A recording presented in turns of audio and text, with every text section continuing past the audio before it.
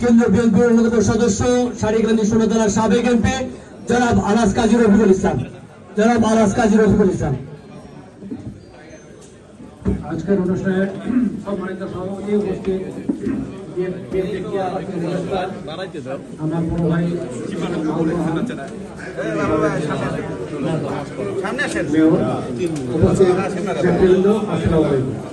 বক্তব্য দেওয়ার সময় আমি শুধু বলবো আমাদের তিনটি মূল বিষয়, একটা হলো 17 তারিখ,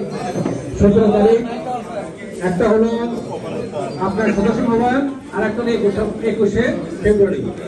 এই তিনটে এমন গুরুত্বপূর্ণ, এই তিনটের সঙ্গে একটি কথাই বলি, আপনারা সবাই এই একটা দৃষ্টি আকর্ষণ করেছেন এবং অনেক কথাই হয়েছে।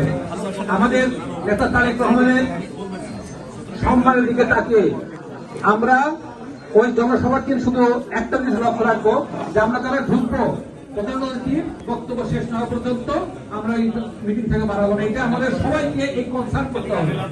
এটা হলো 1 নম্বর।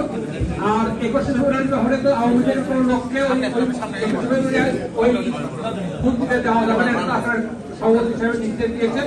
এবং আমি এখানে বলতে চাই, যদি এখানে আওয়ামী লীগেরা দিতে ওই বেদিতে কোনো সময় লক্ষণ করে, এটা আমাদের জন্য হবে, বগুড়ার জন্য হবে বিরাট একটা বিস্ফোরণ। কারণ আমরা এই বগুড়াকে মনে করি যে এই আওয়ামী লীগ বগুড়াতে আর মাথা চালাতে আর চালাতে পারবে না।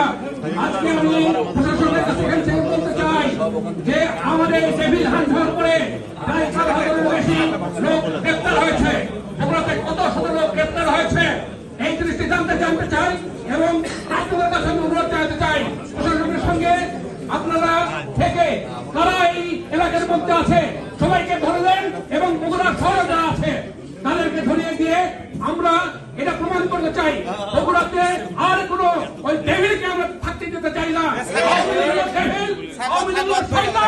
এই শয়তানরা আমাদের বিএনপি নেতাকর্মীদের হত্যা করেছে, আমাদেরকে নির্যাতন করেছে, এদের সঙ্গে কোনো আপোষ নাই, অদর্শভাবে কোনো আপোষ থাকবে না। সবাইকে ধন্যবাদ জানাই, আমার বক্তব্য শেষ করছি। আসসালামু আলাইকুম।